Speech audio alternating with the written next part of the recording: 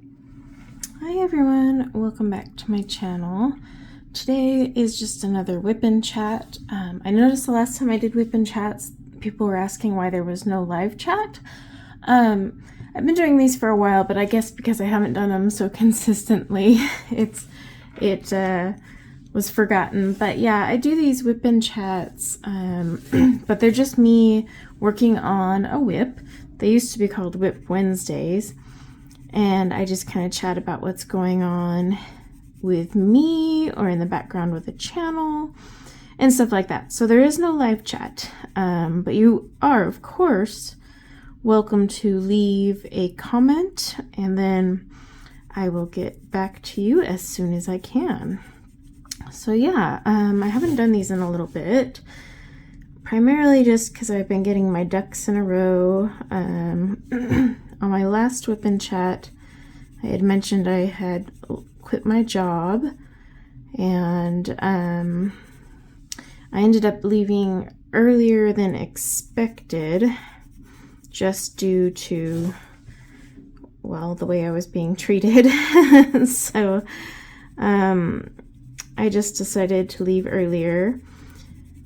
And yeah, so lately I've been kind of like working on ramping up my Etsy store, just because it's basically my main source of income at the moment. Yeah, so I kind of have to work on that.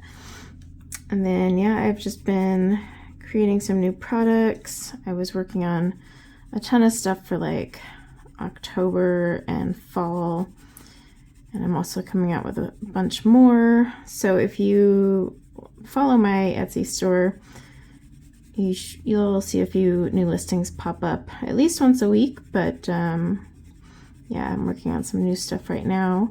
And then of course I've been bustling because the limited edition box, which I release the first of every month, I've been working on creating all the components for that, because I try to make them now so that when it releases on the 1st, I already have boxes packed and ready to go. And really the only holdup is basically what wax melt scent people want. So yeah, I've been working on that, and it's we're doing 30 boxes. I don't know why I say we, it's just me running this thing, but we sounds better. Then I don't feel alone. So yeah, there's going to be 30 boxes this month. However, there will be 50 for December. So just a little, I'm going to try 50 in December, see how it goes. If 50 seems like a pretty doable roundabout number, then I'll probably hover around there, and then probably won't do another drastic increase for a while, just because I have to make sure I can keep up with it, but also the demand.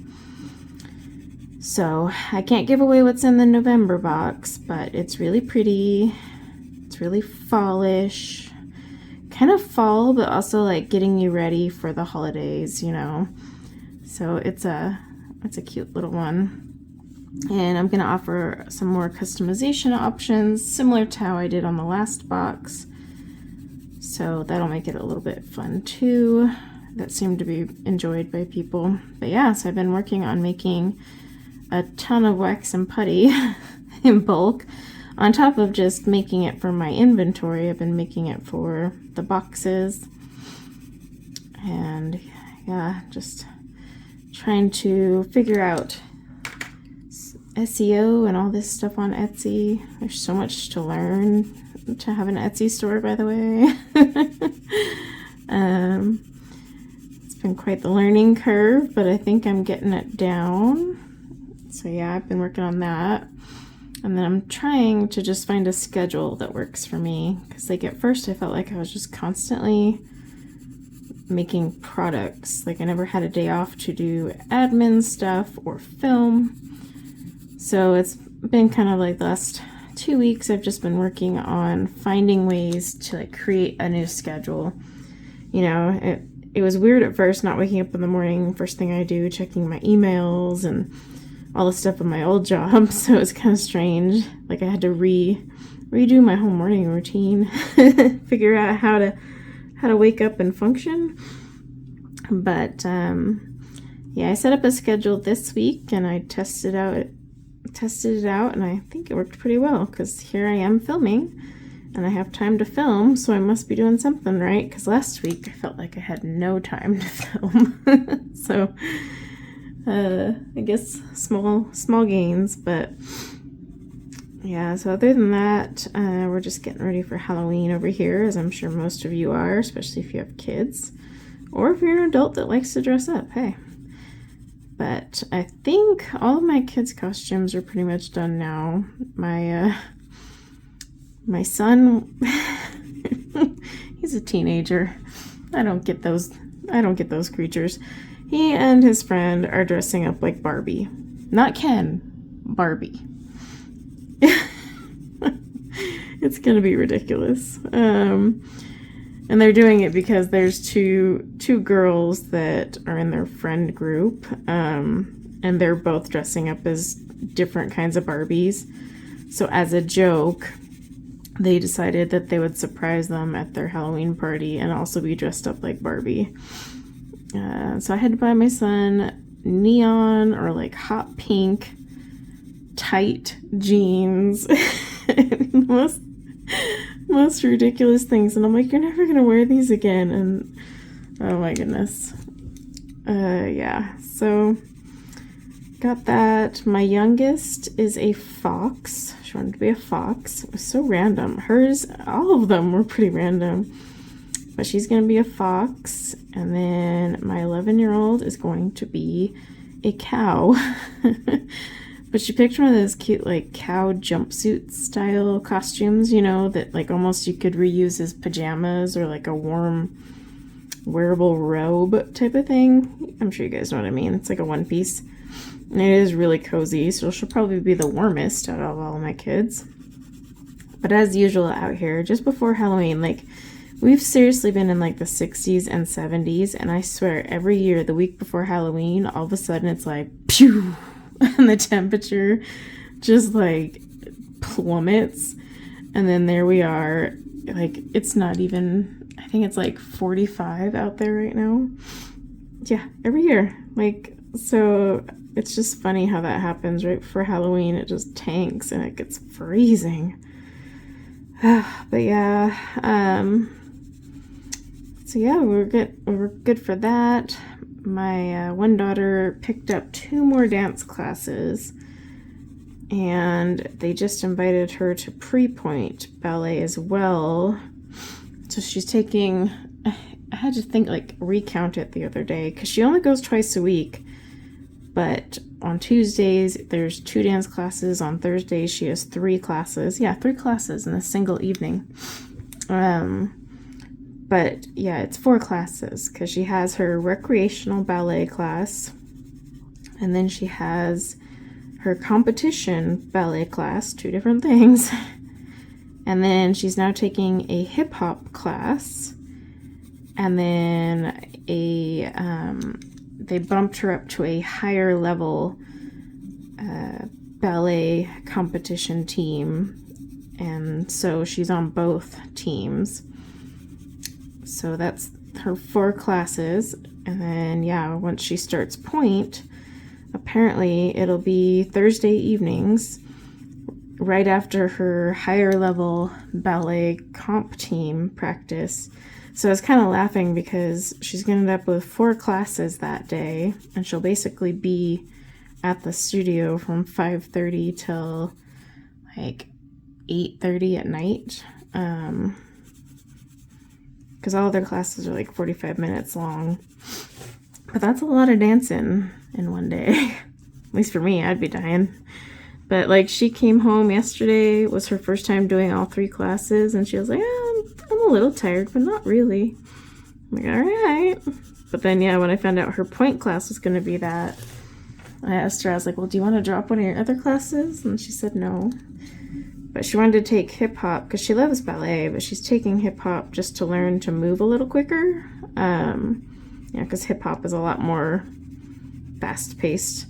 So she's doing that kind of to help increase some of her reaction speed, I guess is the best way to put it. I don't know.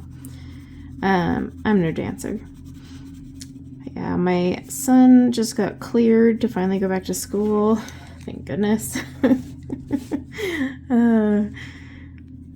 It was rough that first week having a teenager who couldn't use their phone. Oh my gosh. He was acting like I just like killed his will to live. Teens and their phones. And then when he finally got his phone back, you know, he's just bored. Like, oh, I want to hang out with friends. But he got cleared. He went to the last soccer game, not to play, but just to watch and support his team. But he has been cleared also to go back to practice, but very minimal. So like they have a return to play protocol, and basically he has to do half of a practice with no physical contact, no heading, you know, where you headbutt the ball. So none of that's allowed. Short practice, and then you have to wait and see if any symptoms reappear in 24 to 48 hours. And like basically they just keep on going and slowly integrate you in. When he goes back to school Monday, he's only on half day, so I'll have to go pick him up at 11. For the first week, they just want to see because he hasn't had headaches at home anymore, but they worry about him getting back to school and then just all the noise, chaos, and then just having to think critically and stare at screens for that long, which he's not doing at home right now. So they'll do half days, see how he does. If he does fine, then the next week he'll bump up to full time. If not, they'll modify the half day or keep it at half day. I don't know. All I know is basically we're just going to the doctor's appointment or doctor's office once a week for like the next couple months as they like tweak and adjust all his stuff, and then yeah. But he's fine. He even practiced some soccer in the backyard because he was just like itching to practice. And I just told him, well, no crazy running or anything like that, but you can practice taking shots in the goal. So that's what he did. But yeah, he's doing better. Kids bounce back. And yeah, he missed the fall season, which sucks because that's their main season. So that was kind of a bummer. I mean, I think he only got 3 games in before his injury, so he missed a lot. But yeah, he'll be by the time he's released, he'll be in time for indoor soccer, which is hilarious because that's where they get all the concussions because it's a weighted ball. It's really brutal. They're allowed to body slam each other into plexiglass. It's like hockey and soccer meet together and made a baby. So yeah, it's a very brutal form of soccer. So I kind of laughed when I heard that that's what he would be doing. So I was like, oh, okay, that's great. Let's go with it. So yeah. Only thing is they're really fun to watch because they're really fast paced, unlike the games on the field. The games on the field are fast paced too, but man, if you've seen an indoor game, you know what I mean. Like, they're 20-minute halves, and it flies by because they're just constantly running back and forth, back and forth. Like, it is the most action ever. There's no, you know, someone boots the ball and you're waiting to see what happens on the opposite end of the field. Yeah, no, that doesn't happen. Like, it's just constant action for indoor. So it is fun to watch because you're just, like, never bored. But, of course, that's the one he goes back to. So it's like, oh, boy. But, yeah, I don't know. Right now, I'm kind of in a transition phase. I'm not looking for work. Part of me is like, oh, I should, you know, got a family, bills, you know, the whole mortgage thing, you know, being an adult. The other part of me just kind of wants to focus on my Etsy and kind of see where it goes. Because each month it's getting better. And I'm working really hard to like, it's really, really hard to like make a product that makes everybody happy. And I know that, like, I know I can't please the world, but anytime you get like one bad review, you really take it dark. 'Cause you're like, dang it, I spent hours developing it, or, you know, and I reach out to people who leave reviews just to see what I can do to make it right, because like I want people to be happy. A lot of times it turns out it's just being used wrong, and then when they learn how to use it right, they're like, oh, never mind, it's great. I've had other people, it's just not for them, which is fine because we all kind of similar to coloring, we all diamond paint differently. So, you know, might prefer one company's recipe over the other, but it's just hard because I'm always like trying to evolve and trying my best to make it match as many people as possible. But yeah, it is definitely hard to make a physical product. I wish I could make digital products. So I wasn't sitting down there doing manual labor all day. But it's going okay, and I want to see where it goes. And I mean, if I get a full-time job right now, I won't be able to put any time into my Etsy. And right now with it growing and the holidays, I just kind of want to see where it goes. So that's what I'm focusing on, that. And I'm just going to make some videos. We'll see how it ends up. Of course, I definitely, like, I kind of laugh because people now, you know, if I meet someone, they're like, well, what do you do for a living? And I'm like, I run an Etsy store and a YouTube channel. I'm like 40. It's just funny to say. I don't know why. It just makes me crack up every time because I'm like, that's just not the answer you expect to hear from someone, you know. But no, that's what I do right now. I don't know. Till I figure out what I want to do, because I don't really want to go back to being any type of director of operations. I don't know. Who knows? Maybe for a better company, better managed company, I would. But how do you know if they're better managed, right? Like, you could go in for an interview, which I have done. I got a job offer, but I declined it. But like, I mean, you could go in and they could seem well managed on the surface, and then once you actually, you know, get the job, you could see the chaos that you gotta fix. I don't know. That's why I'm kind of, my last job was just so stressful. I think it's kind of given me a bad taste in my mouth, but it's what I've done for years, and it's on my resume because that's literally all I got. So kind of have to. So yeah, it's kind of a pain, but I don't know.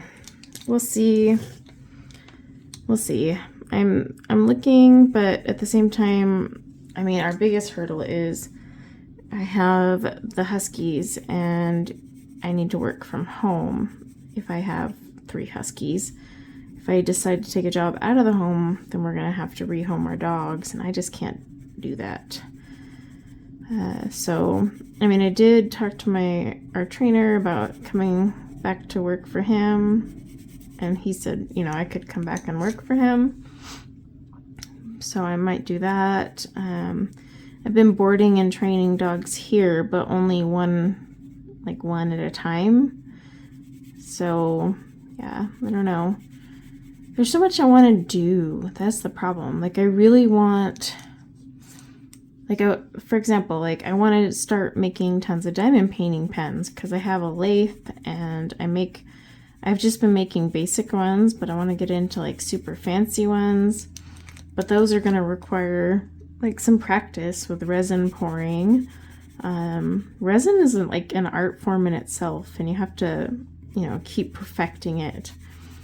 And so I want to get into that, but I'm like, oh, you know, how much resin am I willing to waste as I learn to perfect making all these cool looking things? Because resin is not cheap, especially the kind you need to run on a lathe.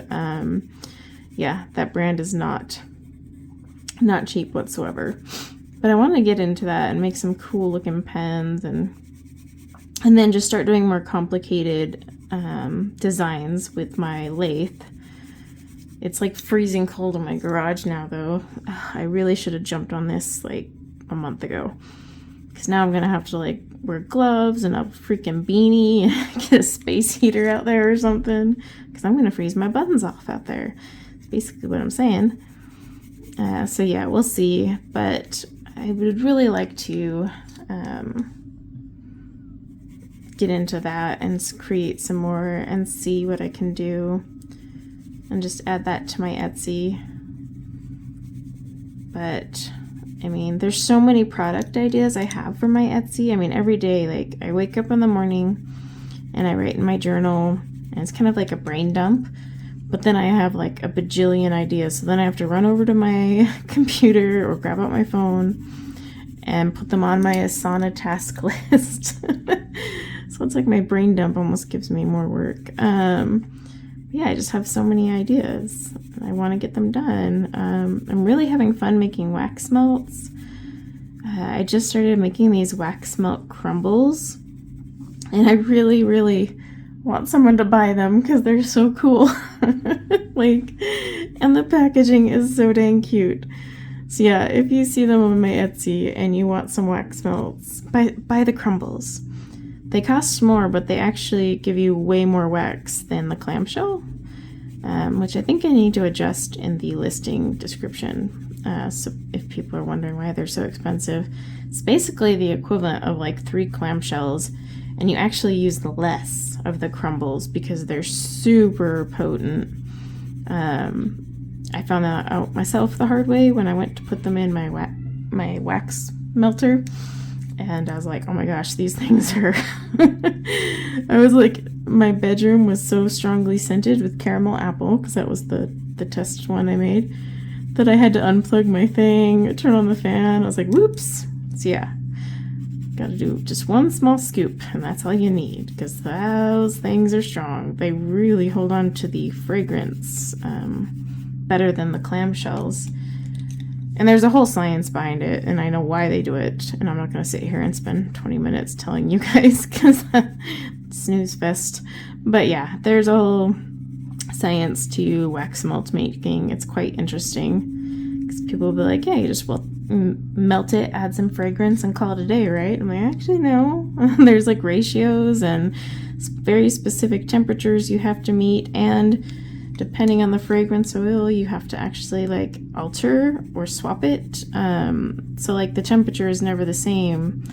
All my recipes like have to be written down and ratios written down, because yeah, depending on what I'm making, very different. So it's quite a scientific little process. And then of course I've had to sit there and like make test ones, and that's the worst, because you're like, ugh, I need to go. Now I gotta buy more supplies because I wasted all on test ones. But it's fun. It's kind of like a fun little hobby, and my house always smells like a bajillion different scents.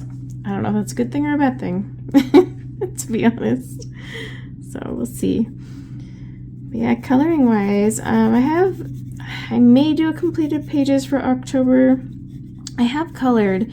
It's just I haven't colored as much, and one reason is like I have this diamond painting that I really want to finish before or by Halloween.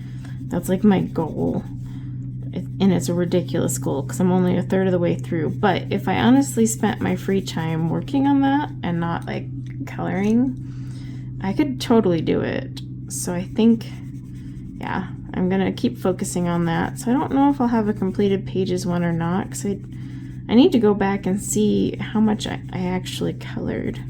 So I don't feel like I colored a lot. But then again, maybe I did. I don't know. I know I did a few more Teresa Goodridge pages at the start of the month, because I'm just like belting them out, because I love her new book and I just want to color every page. So I know I have some of those, and then like I have some Yana Prosperina ones I know I've done. So I guess I'll have to just look and see if I have enough. Because I mean, it kind of feels silly to make a video and be like, here's my 2 pages. But I don't know. Maybe short and sweet would be nice. It's hard to say. But like this one here, this is a Lana Green one. It's not even like a fall themed one. I think it's called like Plums or something.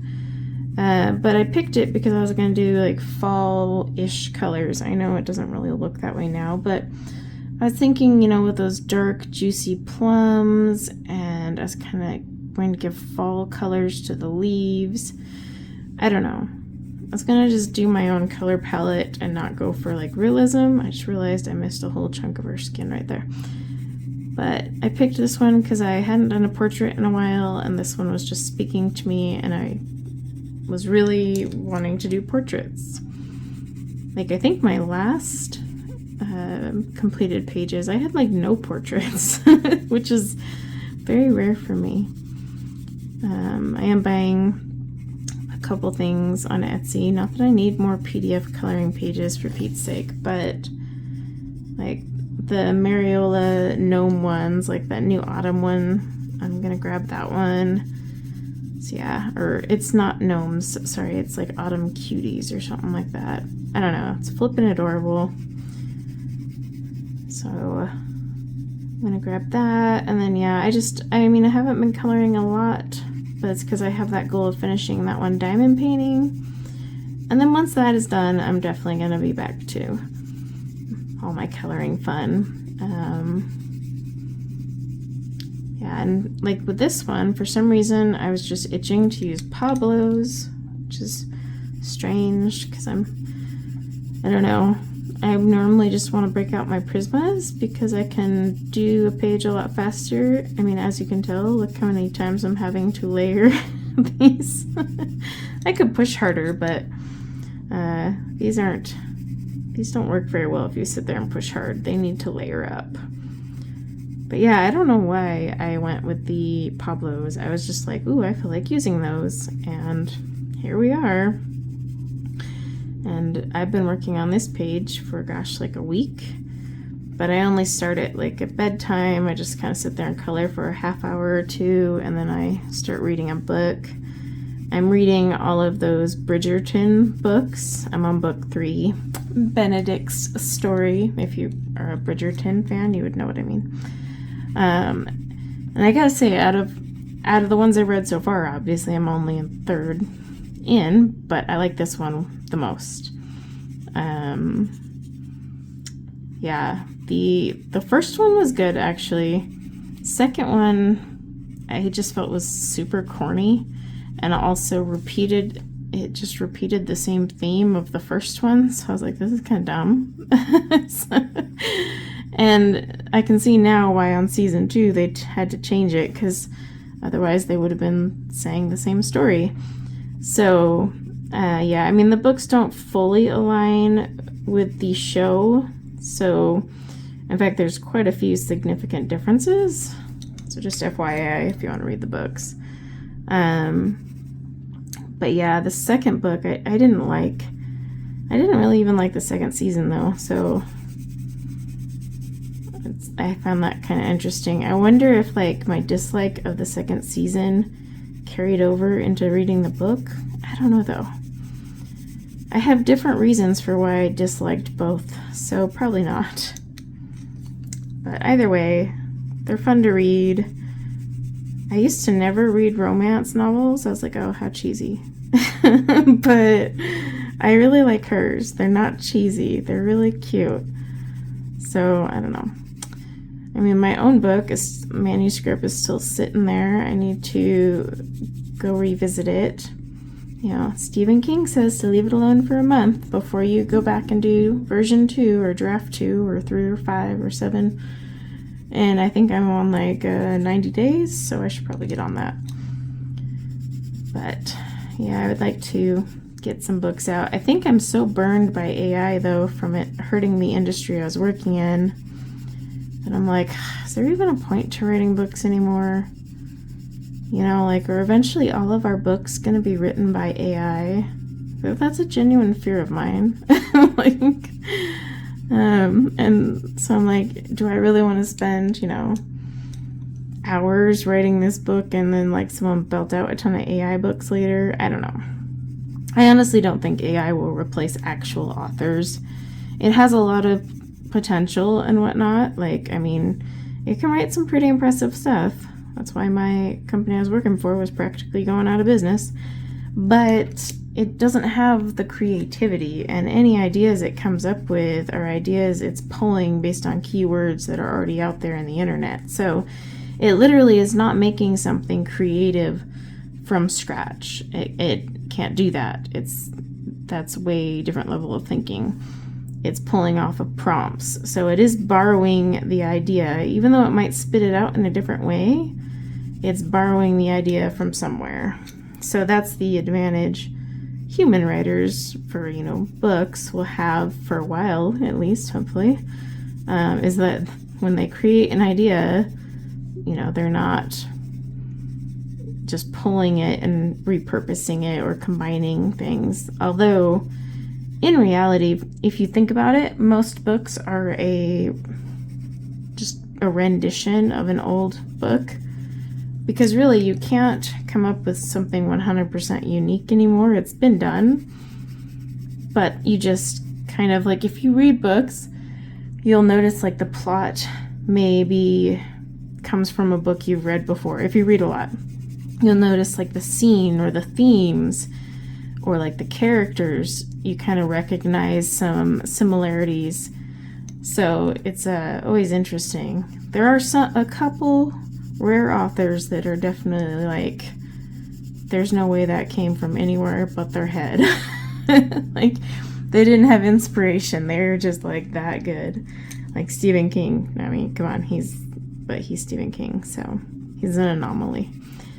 But yeah, I don't know. I'd love to get on that book, but like I said, I've got so many ideas, so many things I want to work on that I constantly feel like, squirrel, I'm on this now, and I am all over the mad place right now, and I need to focus my efforts on one and then try and like keep that down pat.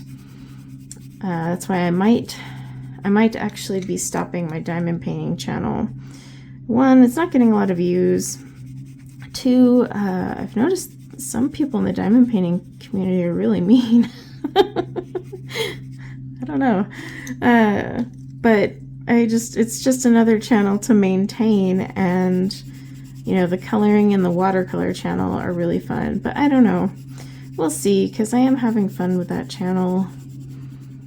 It's hard to say. Decisions, right? I think that's gonna take a few more layers. I'm just not liking it quite yet. I don't know, but yeah, I mean, this is my lovely little gal here. The hair is done with Pablo's. Only thing that's not Pablo's is the skin. I just used my Prismacolor. I haven't buffed it out yet, though. It's not done. I may actually go back and do purple on her eyelids. I don't know.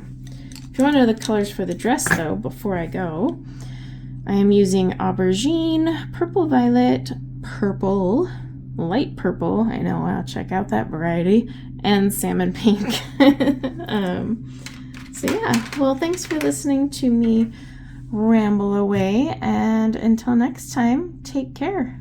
Bye now.